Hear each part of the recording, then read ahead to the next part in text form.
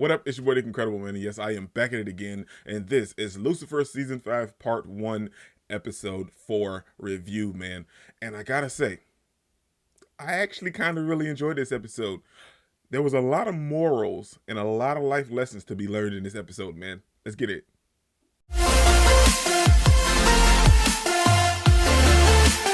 This episode was a little bit different, and not different bad or anything like that. It was just different because we're not really used to this type of episode in Lucifer. We had maybe that one episode, I think in episode 3, with Cain and Lucifer going back in time talking about the past and everything. So we had that one episode that was kind of and that was like maybe like 1960s, 1970s, somewhere. I want to say 60s, 50s or 60s. And this is the second episode out of the entire show as a whole that we really went back in the past and dove into the history of the characters. And it wasn't a bad episode. I will admit, it started off a little bit slow. We see TRIXIE coming over to play game night with Lucifer, and nobody else showed up. So Lucifer has to tell TRIXIE a story. She wants to hear a story because who wants to play Monopoly with two people? Monopoly with two people is boring. So they decided to have story night. And it started off a little slow telling the whole story, but overall it got way better. And there were a lot of life lessons and morals and everything inside this episode when Lucifer decided to tell this story. And I love the fact that everyone on the original cast was inside this little flashback, so to speak. We had a Menadil playing like a crazy guy, crazy cult leader, faux potion kind of guy. He done it all. He was a jack of all trades when it came to like fake shamans and all this other stuff. So it was nice to have a Menadil play that kind of comedy role because he's always so serious. Then we have, oh man, dude, I love Ella. Ella being the little mob boss guy or whatever was so cool with the little mustache on there. It was like, ha ha ha, you're lucky you're Lily's friend, but don't get too friendly. So it was nice having her and Chloe's character Jack. Now we know that Lucifer changed all these around because TRIXIE wanted, it more female centric.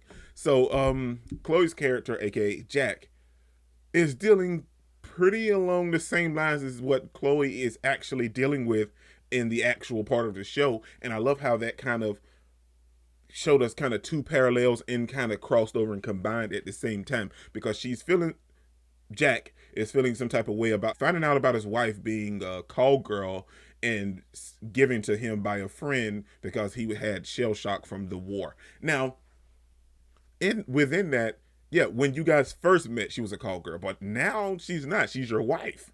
So I feel like anybody's past, I feel like your past is your past. That's why it's called the past. It's not in your present, it's not in your future. It's your past. It's behind you. It's something that you done or did.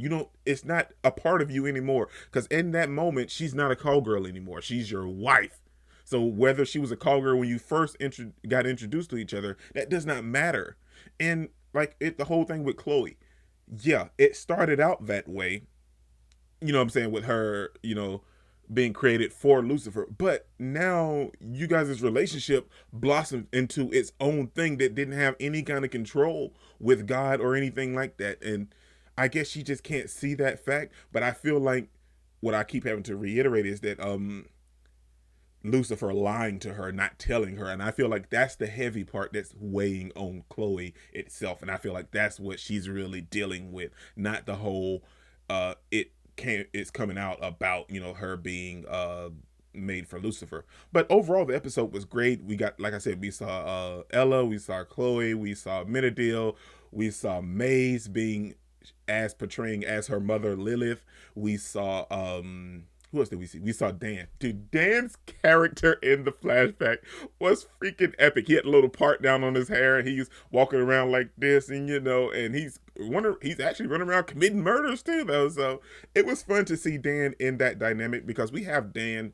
kind of being the joke and the butt of everybody's jokes throughout the whole show. And this episode, we see him kind of like, he's still a joke character, but he's not the butt of everybody's jokes. He's just his own individual character, and he just was fun to be on the screen. He was like, I love war, and he's walking around eating these little sausages and stuff.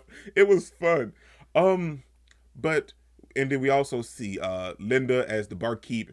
And honestly, the whole story about the ring going missing and the immortality and everything, I felt like Linda was involved from the moment she sat down. Well, she didn't sit down, but Linda sat down and heard her story. I felt like, okay, well, she's definitely involved because she wants to save her husband. And this ring, so called, creates immortality. Now, let's talk about the actual facts of the episode.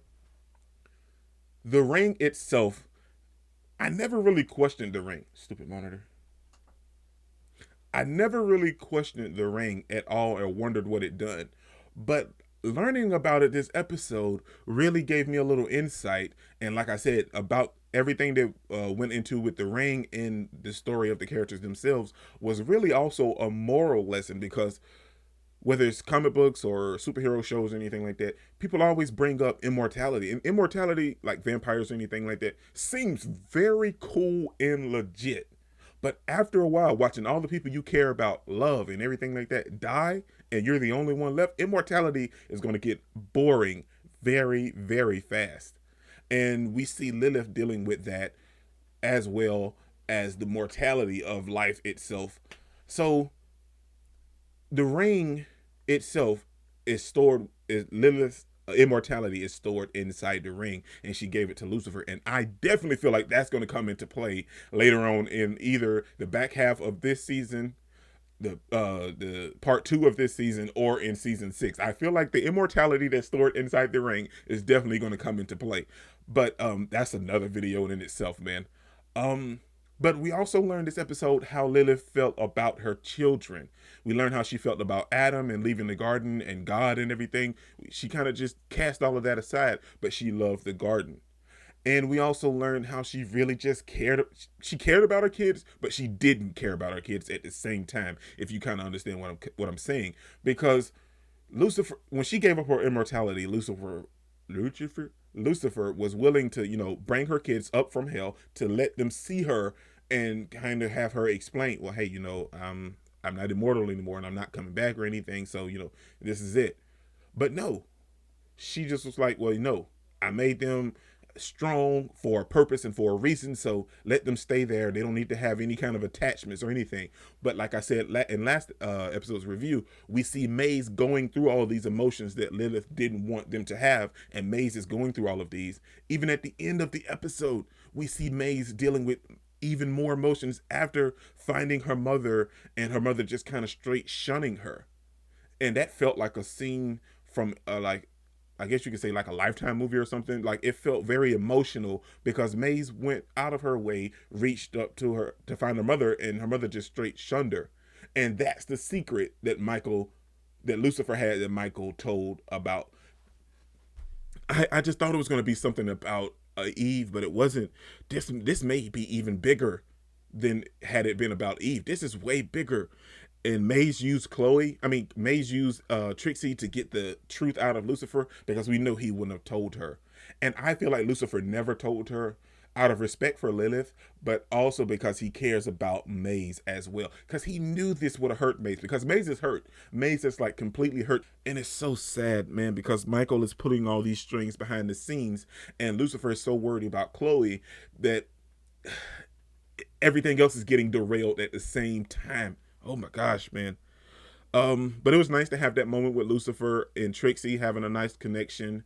And we see Lucifer kind of has some insight and idea after retelling the story to Trixie of how to handle everything with Chloe, maybe, probably, possibly. I don't know. But I loved it. Overall, I loved the episode. It was a great episode. And it gave all of our characters a different role to play. And we got to see them in a new light, in a new way as well. And they brought Trisha Helfer back. She didn't play Charlotte, but she played Chloe's / Jack's wife in the flashback. So that was nice to have her back as well. But overall, man, it was a nice episode. And I can see that a lot of people ended up not enjoying it, but maybe because of the black and white or because it was a little slow pace. But it definitely paid off towards the end. It was a little slow throughout the middle, but it definitely paid off, and it was just like a classic 1930s, 1950s movie in black and white. You know, like every time there's evidence leading to this, and then at the end of the movie or episode, they solved the case. So it was nice, and it was very reminiscent of old black and white TV shows, and I didn't have a problem with it. I really enjoyed it.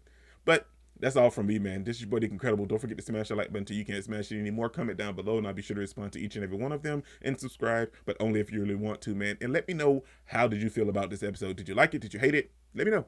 Peace out, man. I ain't taking a backseat, I'm passing anybody else who is rapping, I'm nasty. Ain't nobody able to catch me, they gasping. They cannot compare, they can't match me, I'm at half speed.